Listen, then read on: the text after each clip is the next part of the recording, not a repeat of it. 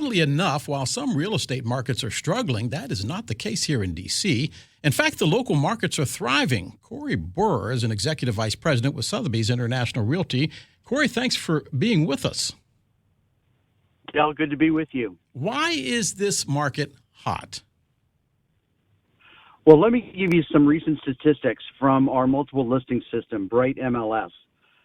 Weekly contracts last week compared to last year at this same time, the District of Columbia had 69% more contracts, Montgomery County 80% more, Fairfax County 56, Loudoun County 61, Anne Arundel County 59, and the Eastern Shore was 80% higher in activity. So we're really seeing a strong market.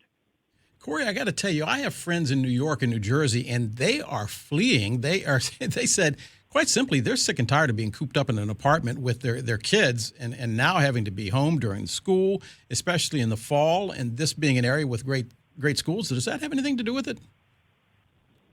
We are seeing a bit of a phenomenon of people moving away from the New York region down to our region.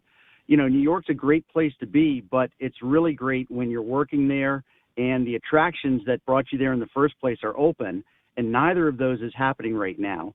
So the Washington region, being fairly suburban, even in the District of Columbia, outside of the Central Business District, is a perfect target for these folks. Corey, I'm curious. Mass transit used to be a must-have, but nowadays a lot of people are leery about taking subway systems in New York, for instance. What about Metro? Is that still the case here?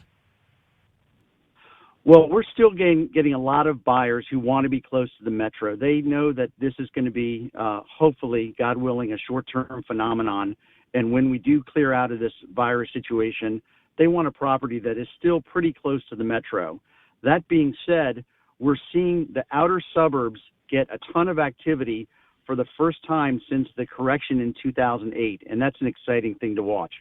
Now, I would wager a lot of this was in the work with all the data storage capacity in Loudoun County and the JEDI project at the Pentagon.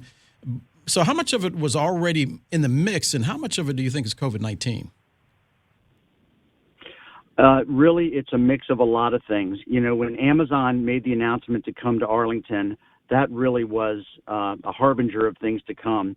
But the low interest rates, the equity buildup that people have had since the market turned about 6 years ago, it's all being put in the pot and stirring up a lot of activity because buyers have a lot of confidence they'll be able to sell their existing property, which enables them to move up or trade down very easily.